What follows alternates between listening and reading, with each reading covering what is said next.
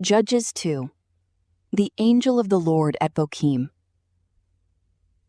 The angel of the Lord went up from Gilgal to Bokim and said, I brought you up out of Egypt and led you into the land I swore to give to your ancestors.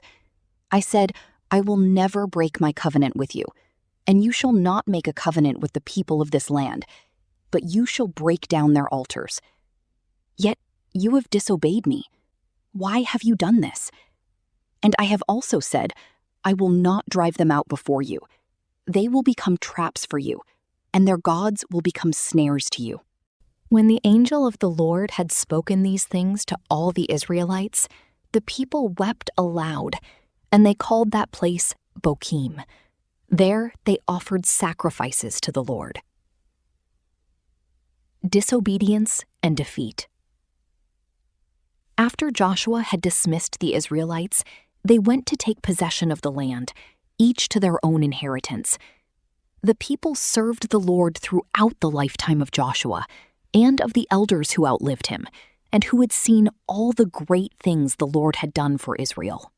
Joshua, son of Nun, the servant of the Lord, died at the age of 110, and they buried him in the land of his inheritance, at Timnath-Heres, in the hill country of Ephraim, north of Mount Gaash. After that whole generation had been gathered to their ancestors, another generation grew up who knew neither the Lord nor what he had done for Israel. Then the Israelites did evil in the eyes of the Lord and served the Baals. They forsook the Lord, the God of their ancestors, who had brought them out of Egypt. They followed and worshipped various gods of the peoples around them.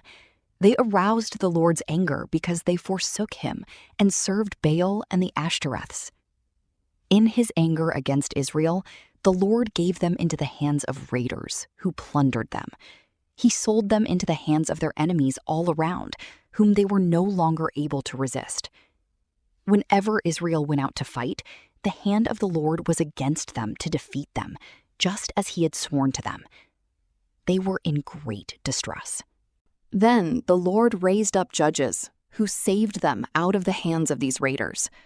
Yet they would not listen to their judges, but prostituted themselves to other gods and worshipped them.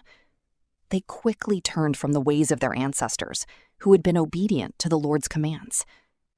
Whenever the Lord raised up a judge for them, he was with the judge and saved them out of the hands of their enemies as long as the judge lived.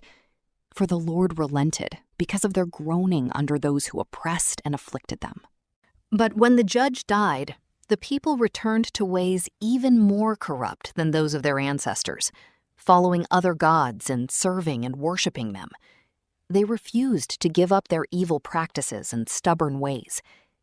Therefore, the Lord was very angry with Israel and said, because this nation has violated the covenant I ordained for their ancestors and has not listened to me, I will no longer drive out before them any of the nations Joshua left when he died.